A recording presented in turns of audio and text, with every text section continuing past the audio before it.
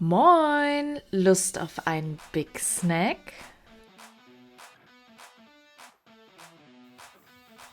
Heute zeigen wir euch philippinische Barbecue-Spieße.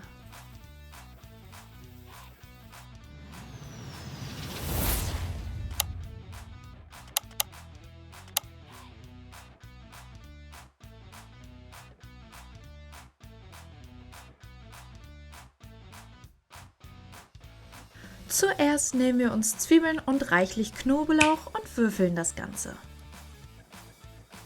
Das Ganze geben wir in einen ausreichend großen Behälter. Anschließend geben wir 250 ml Öl, 200 ml Sojasauce, 250 ml 7-Up und 4 Teelöffel Banana-Ketchup dazu. Optional auch 3 Teelöffel Sriracha. Dann geben wir 2 Päckchen Mamacita Barbecue Mix hinzu, das bekommt man im Asiamarkt. Anschließend verrühren wir das Ganze.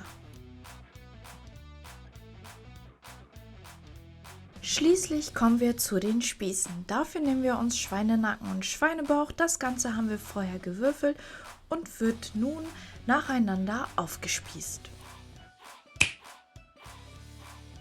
Die Spieße werden nun in unsere Marinade eingelegt.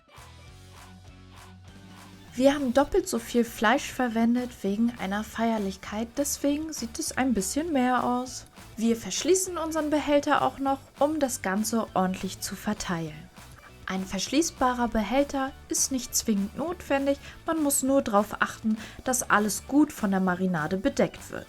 2 bis 3 Tage sollte man das ziehen lassen, damit ein intensiver Geschmack sich entfalten kann. Schlussendlich geben wir das Ganze auf unseren Grill. Während des Grillen überpinseln wir unsere Spieße noch einmal mit unserer Marinade.